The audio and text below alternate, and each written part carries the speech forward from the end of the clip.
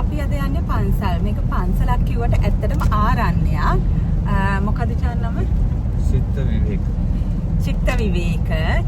චිත්හස් වල තමයි තියෙන්නේ. එහෙම නැත්නම් ඒකට කියනවා චිත්ත විවේක කියලා. මම ඒක පෝස්ට් කෝඩ් එකයි ඒ ටික දාන්නම් UK ඉන්න අයටත් දැනගන්න.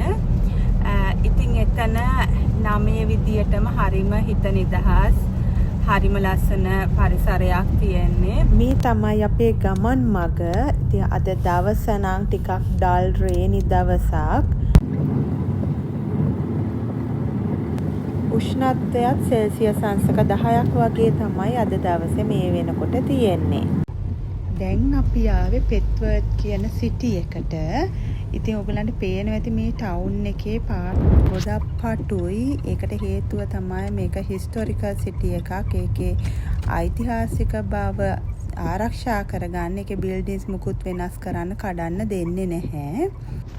ඉතින් මෙතෙන්දී ඕගොල්ලෝ දකින්න ඇති ඒ වාහනේ පාක් කරනකම් පාර ගිය වාහනේත් පොඩ්ඩක්වත්ම කලබලයක් නැතුව හෝන් කරන්නේ නැතුව ඉවසීමෙන් බලාගෙන හිටියා. තවමත් UK වල ගම්බද ප්‍රදේශවලට යනකොට ඒ සංස්කෘතිය, ඒ පරිසරය, මිනිසුන්ගේ සංසුන් බව දකින්න පුළුවන්.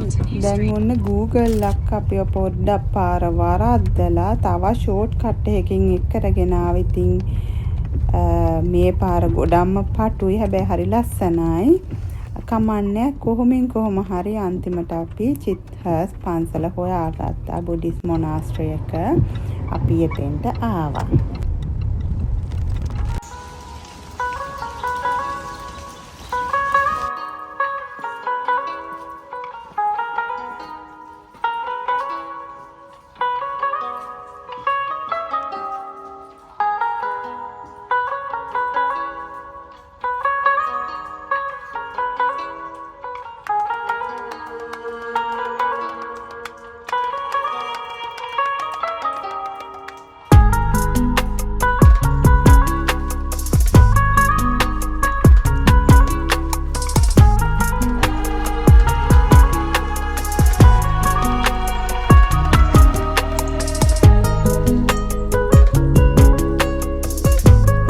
ඉතින් ඕගොල්ලොත් මේ ආරණ්‍යයට යනකොට මොනා හරි දානමය දේවල් අරගෙන යන්න කැමති නම් හොඳම දේ තමයි ඒගොල්ලන්ගේ වෙබ්සයිට් එකේ දාලා තියෙනවා අවශ්‍ය දේවල් සහ අවශ්‍ය නැති දේවල්.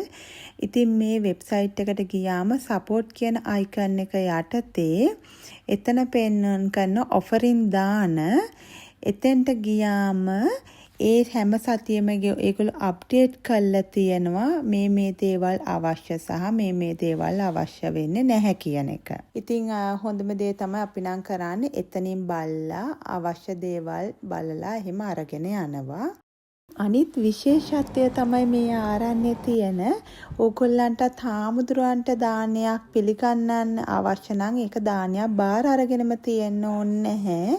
තමයි යන දවසට කැමති කරි එකක් හෝ දෙකක් ඒ කැමති දෙයක් අරන් ගිහිල්ලා දානෙට තියලා ඒ පිළිගැන්වීම කරන්න පුළුවන්. ඉතින් ඕගොල්ලෝ ගේන දේවලුත් මෙතෙන්ට පිළිගන්වලා ගාත කියලා බ්ලෙසින් ඒව කරලා ඉවරුණාට පස්සේ එන ඕනම කෙනෙක්ට ඇති වෙන්න කාලා බීලා යන්න පුළුවන් විදියට ඒ ආරණ්‍යෙනුත් කෑම සකස් කරලා තියෙනවා. ඉතින් මේ ප්‍රධාන ගෘහය තුල කාමර කීපයක්ම සකස් කරලා තියෙනවා. එන අයට කෑම කන්න ඊළඟට මේ තියෙන්නේ ධර්ම සාකච්ඡා පවත්වන්න සකස් කරලා තියෙන කාමරයක්. ඒ වගේම මේකේ පොත්පත් තියෙනවා. ඔයගොල්ලන්ට කැමති පොතක් අරගෙන බලලා පොත් කියවලා ඒවා භාවිතා කරන්න පුළුවන් විදියට. ඉතින් වටපිටාව හරිම ලස්සනයි. හරිම නිදහස් පරිසරයක් මේ ආරණ්‍ය වටපිටාවේ තියෙන්නේ.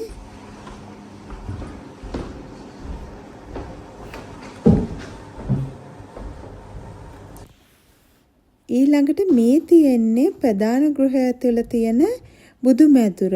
ඉතින් එතනත් හරිම ලස්සනට ඒ බුදු මැදුර හදලා තියෙනවා. අපි ජනවාරි 1 වෙනිදා ආපු වෙලේ මෙතන තමයි සාමින් වහන්සේ නමක් වැඩ ඉඳලා.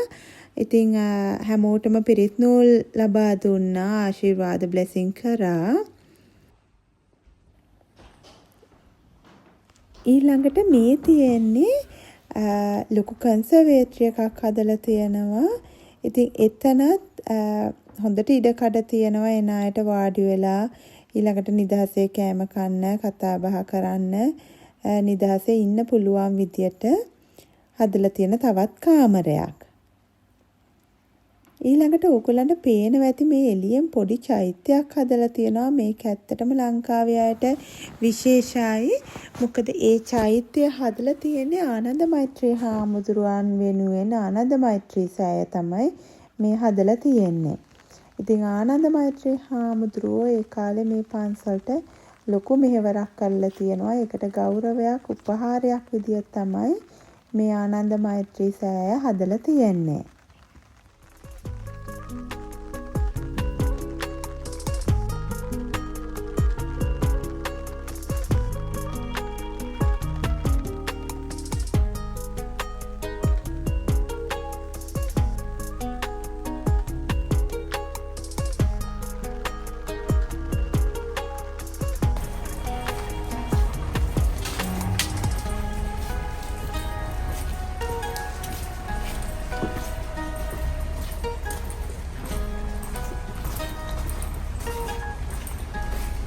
දැන් අපි යන්නේ ප්‍රධාන ශාලාවට. ඉතින් පොළව හරිම සීතලයි. ඒක නිසා ශාලාවට ඇතුළට යනකම් සපත්තු දාගෙන යන්න පුළුවන්. ඇතුළට යනකොට නම් සපත්තු ගලවලා ඇතුල් වෙන්න ඕන.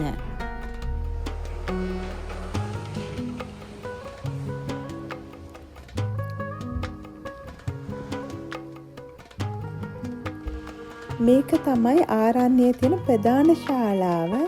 ඉතින් හාමුදුරුවෝ මෙතෙන්ට වැඩම කරලා ගාත කියලා බ්ලෙසින් කරලා ඉවරුණාට පස්සේ ඕනම කෙනෙක්ට මෙතන ඉඳගෙන නිදහසේ භාවනා කරන්න පුළුවන්. හරිම නිශ්ශබ්ද නිස්කලංක පරිසරයක් මෙතන තියෙනවා.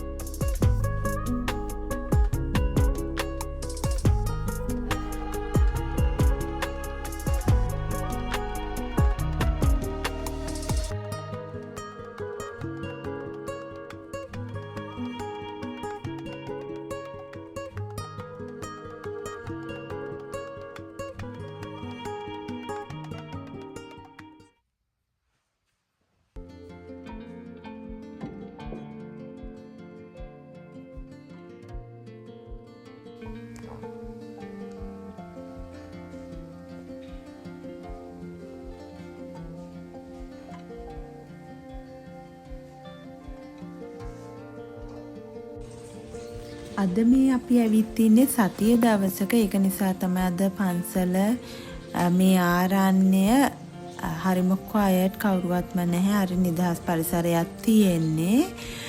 අපි ජනවාරි 1 වෙනිදා ආපු වෙලේ නම් ගොඩාක් සෙනග හිටියා. මං හිතන්නේ 100කට වැඩි පිරිසක් හිටියා. ඇත්තටම අපිට ගොඩාක් ශ්‍රී ලංකන් අයත් අලුතෙන් හම්බ වුණා, කතා බහ කරා. ඉතින් හරි සතුටුයි. මං හිතන්නේ සසෙක්ස් වලටම තියෙන එකම බුද්දිස් ආරණ්‍ය තමයි මේ චිත්හර්ස් කියන බුද්දිස් මොනාස්ටරි එක. නැත්නම් සසෙක්ස් වල අයට ලංකාවේ හාමුදුරුවෝ ඉන්න පන්සලකට ළඟම යන්න තියෙන ක්‍රොයිඩන් පන්සල.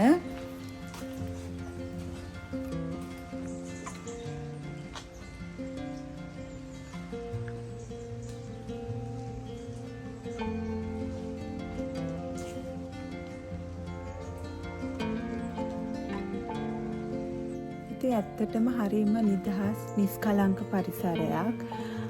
හිතේ හැටියට වැඳලා භාවනා කරලා පිරිත් කියලා ඇවිල්ලා ඉතින් මට හිතුණා චුට්ටක් කතා කරන්න. විශේෂයෙන් මට මේ වෙලේ මතක් වුණා මගේ UKSL ඇකඩමි එක. ඉතින් එතෙන්දී හැමතිස්සෙම ළමයිගේ ප්‍රශ්න උනාම ළමයි මාත් එක්ක හරිම හිතවත්, අපි ඇත්තට හරිම එකතුයි. ඉතින් ඒ වෙලාවේදී මම ඒගොල්ලන්ට කියපු දෙයක් තමයි හිත ශක්තිමත් කරගන්න. හැමතිස්සෙම කාලයට ඉඩ දෙන්න. කාලය තමයි අපේ ප්‍රශ්න විසඳන්නේ කියලා. ඉතින් ඇත්තටම අද මට මේ ආරණ්‍යයට එන්නත් අපි සාමාන්‍යයෙන් මෙතෙන්ට එන තැනක්. හැබැයි අපේට ටිකක් දුරයි, පැයක විතර ඩ්‍රයිව් එකක් තියෙනවා. ඒ නිසා හැමදාම හැම මාසෙම වගේ එන්න වෙන්නේ නැහැ. නමුත් ඉතින් ඇත්තටම අද ළමයිනුත් ඉස්කෝලේ ගිය අතරේ ආවේ නිදහසේ වැඳලා ඒ නිදහසේ හිත නිදහස් කරගන්න. ඉතින් ඒකට දැන් මට වුණත් හේතු දෙකක් තිබුණා. එකක් තමයි මටම තේරුණා මගේ හිතේ ශක්තිය අඩු වෙලා කියලා. ඉතින් මේ වගේ නිදහස් පරිසරයකට ඇවිල්ලා අපි නිදහසේ බාන භාවනා කරලා බුදුන් වැඳලා එහෙම වුණාම ඉතින් ඇත්තට හරිම හිතට සැහැල්ලුවක් නිදහසක් දැනෙනවා.